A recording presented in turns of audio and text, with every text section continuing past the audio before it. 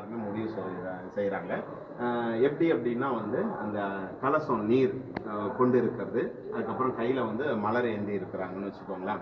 இப்போ வந்து பார்த்தோம் அப்படின்னா வந்து இங்கே நதி பெண்கள் வந்து கங்கை, யமுனை, கோதாவரி எல்லாமே மேலே இருக்கிற பேனலில் அழகாக காட்டப்பட்டிருக்கும். அப்படியே பார்த்தீங்க அப்படின்னா இடுப்பு அளவு வரைக்கும் கரெக்டாக காட்டிட்டு இதே வடிவத்தில் கீழே அப்படியே தண்ணீர் அலையாக காட்டியிருப்பாங்க.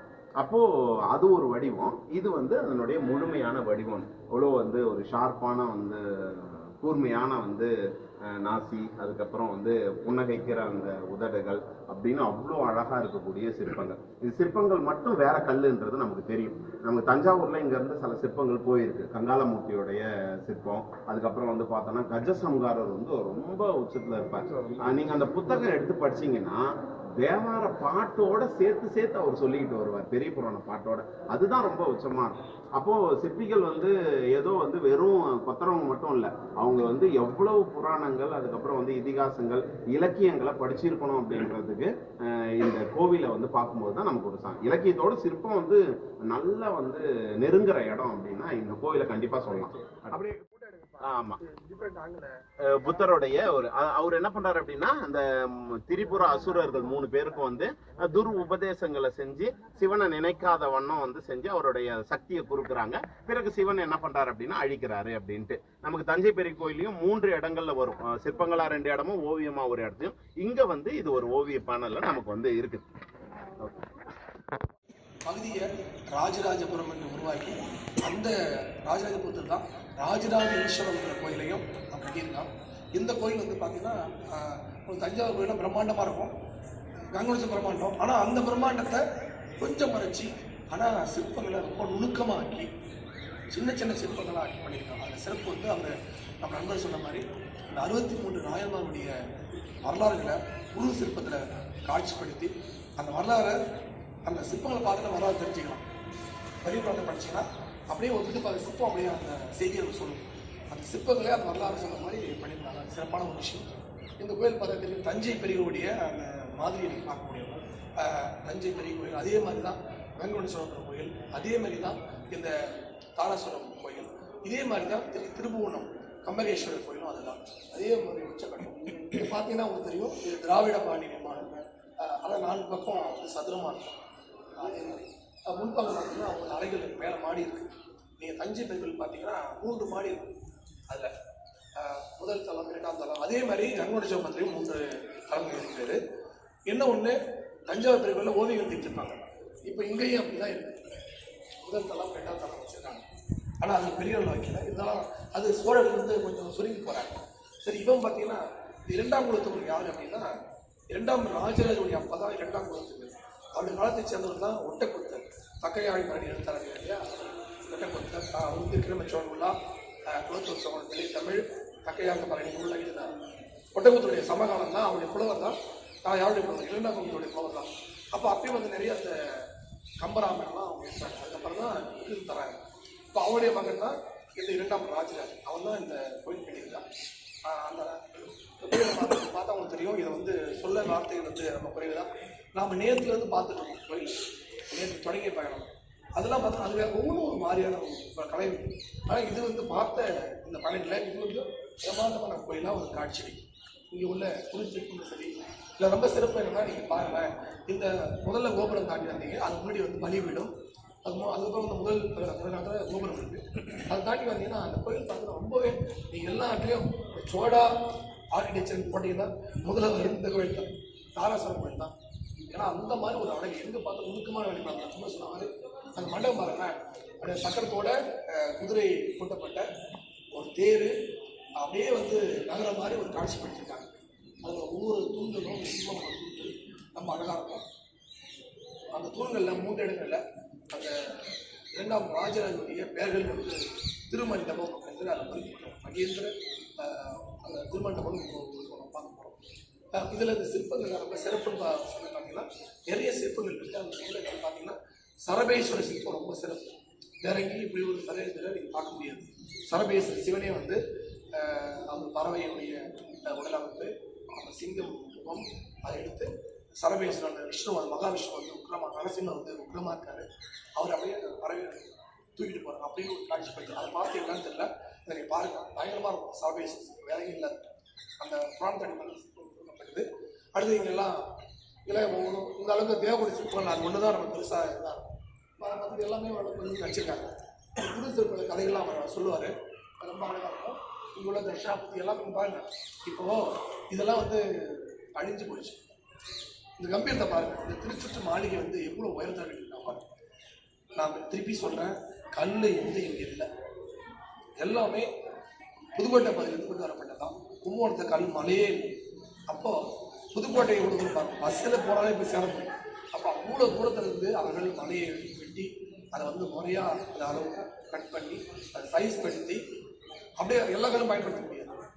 அப்போ அந்த மலை வந்து ஒரு சிற்பமாகவும் கல்தூண்களாகவும் கோயிலாகவும் காட்சியளிக்கலாம். அவருடைய வேலைப்பாடு வந்து எவ்வளோ உழைப்பு, எவ்வளோ நேரங்கள் செலவு, கலைஞருடைய சிறப்புமாகவும் எல்லாம் அதெல்லாம் நீங்கள் பார்க்கணும். அந்த வகையில் பிரம்மாண்டமான கோயில். நம்ம இருக்கிற ட்ரிப்பில் 2 ட்ரிப்பில் இதுதான் பிரம்மாண்ட வச்சோம். நம்ம இன்றைக்கி 2 ட்ரிப்பில் இருந்தோம். அவ்வளோ அழகான கோயில். மற்றெல்லாம் பேசிட்டு வேலையை வந்து நம்ம அப்படியே போய் பார்த்துட்டே போயிட்டோம். தஞ்சாவூர் குறிப்பாக வந்து ராஜராஜேஸ்வரன் முன்னாடி வந்து பார்த்தீங்கன்னா உத்தம சோழன், அது வரைக்குமே பழைய தான் முக்கியத்துவமாக இருந்தது. இப்போ தஞ்சாவூர் அதுக்கப்புறம் தஞ்சாவூரை பெரிய ஒரு தலைவர் மாற்றிருக்கார் ராஜேஸ்வரன். எனவே தான் தன்னுடைய தமிழகண்ட தாம் பெற்ற வெற்றி நிகழ்வாக சிவனுக்கான பிரம்மாண்டமான ஒரு கோயிலை கட்டி அவருடைய சோழனுடைய ஆட்சி உச்சியத்தை எடுத்து காமிச்சிருக்காரு. அதேமாரி அவருடைய மகன் வந்து ராஜேந்திர சோழன் அப்படிங்கிற தந்தை போலவே தானும் கட்டு வச்சுருக்காரு. அப்போ என்ன அப்படின்னா அவங்க தான் கங்கையை கொண்ட சோழனுடைய அப்போ தான் பற்றி வெற்றி நிகழ்வாக கங்கை கதை படையெடுத்து கங்கை கொண்ட சோழன் என்ற பெயரை பெற்று அந்த கங்கை கொண்ட சோழன் என்ற பெயரில் ஒரு ஊரை உருவாக்கி அதற்கு கங்கை கொண்ட சோழபுரம் என்ற பெயரை வைத்து அங்கே பெரிய ஒரு ஏரி வெட்டி வைத்து அந்த ஏரிக்கு சோழகங்க பெயர் என்ற பெயரை வைத்து பிரம்மாண்டமான ஒரு பதிப்படை. அங்கே தான் வந்து கங்கை கொண்ட சோழீஸ்வரர் அப்படின்னு கோயில் கட்டிட்டார். ராஜராஜ கண்ட கோயில் ராஜராஜ ஈஸ்வரம்.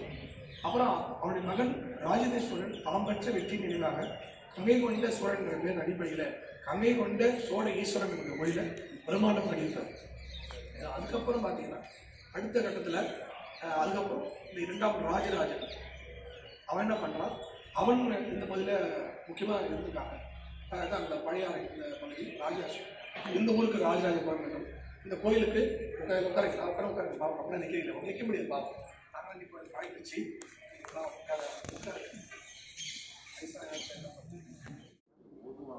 அதாவது தேவாரம் ஓதுபவர்கள் வந்து என்ன பண்ணிருக்காங்கன்னா சிலங்க அப்படியே இந்த மாதிரி திருச்சுட்டு அந்த பக்கம் வந்து இருக்கும். அப்போ ஒரு தேவாரம் ஓதுறவங்களுக்கு முதல்ல வந்து சிலை வைக்கப்பட்டது இங்கே தான் அப்படின்றது தெரியாது. அவங்களுடைய ஊர் பெயர் முதல்ல மேல கல்வெட்டுல அவங்களுடைய பெயருக்கு இருக்கிறது ஊர் பெயர் தான். 2வது பார்த்தோன்னா அவருடைய இயற்பெயர், அதுக்கப்புறம் தீட்சை பெயர்னு ஒன்று சொல்லுவாங்க. அது இந்த 3 வந்து பார்த்தோம் அப்படின்னா கொஞ்சம் செறிஞ்சிருக்கு நமக்கு வந்து கிடைக்கிறது. இந்த கோவில் சிற்ப கலையினுடைய சுரங்கம். எனவே தான் தஞ்சை பெரிய கோயில், அப்புறம் கங்கை கொண்ட சோழபுரம், தாராசுரம் 3யுமே சேர்த்து என்ன பண்ணுறாங்க அப்படின்னா ஒரு யுனெஸ்கோ வேர்ல்டு ஹெரிட்டேஜ் சைட்டாக வந்து அறிவிச்சிருக்காங்க. அப்போ அவங்க ஒரு முக்கியமான இடத்துல வந்து பார்க்குற இடங்கள்லாம் நமக்கு சிற்பங்கள் தான். இதில் இருக்க நிறைய சிற்பங்கள் வந்து பார்த்தீங்க அப்படின்னா வந்து தஞ்சையில் வந்து கலைக்கூடத்தில் வந்து இருக்குது. இதில் இருக்கக்கூடிய நிறைய சிற்பங்கள் ரொம்ப புதுசானது. தமிழக கோவில் வரலாற்றில் புதிதாக வந்து இங்கே தான் வந்து அமைக்கப்படுது. திசைகள் அடிப்படையில் வைக்கிறாங்க. இந்த கோபுரத்தை ஒரு வான் கைலாயமாக வந்து என்ன பண்ணுறாங்க அப்படின்னா உருவாக்கிறாங்க. மேலே அப்படியே சிவபெருமான் உமையம்மை அப்படியே கைலாய மலையோட காட்சி நமக்கு வந்து பார்த்து அந்த பக்கம் வந்து பார்த்தா தெரியும், நமக்கு இப்போ தெரியாது. அதனால புகைப்படத்தில் ஏதாவது தொடர்ந்து பார்த்தீங்கன்னா முதலாம் 2வது வந்து பார்த்தியா அவன் வைக்கல, நம்ம தான் வச்சுருக்கோம் ஆட்சியாளர் பிரிச்சு. சரிங்களா? அதனால வந்து வழி இல்லாமல் விஜயாலயன், ஆதித்தன், பராந்தகன், கண்டராயத்தன், அரிஞ்சய சோழன், சுந்தர சோழன், உத்தம சோழன், ராஜராஜன், ராஜேந்திரன், ராஜாதிராஜன், 2ஆம் மகேந்திரன், வீரராஜேந்திரன், அதிராஜேந்திரன் முடிஞ்சு போச்சு. அதுக்கப்புறம் 1ஆம் குலத்தில் வராரு, விக்ரம சோழன் வராரு. அதுக்கப்புறம் 2ஆம் குலத்தில் வராரு. அவருடைய மகன் தான் இந்த 2ஆம் ராஜராஜன். சரிங்களா? 2ஆம் ராஜன் பிறகு 2ஆம் ராஜராஜன் அப்படி போகும். இப்போ 2ஆம் ராஜராஜனுடைய ஆட்சி காலத்தில் இவங்களுக்கு தெரியும் சோழனுடைய ஒரு முக்கியமான பகுதி பழையாறை தான். எல்லாம் சேர்ந்து தான் திரும்பவனுக்கு இந்த தாராசுரம், உடையாளூர், கட்டீஸ்வரம், சோழன் மாளிகை, பம்பை படவூர் எல்லாம் சேர்ந்து ஒரு சோழனுடைய ஒரு தலைவரம். அது பழையாறை எல்லாம் சேர்ந்த ஒரு பழையனுடைய பகுதி தான். சரிங்களா? அது ஒரு இது இரண்டாம் ராஜராஜனுடைய ஆட்சி காலத்துல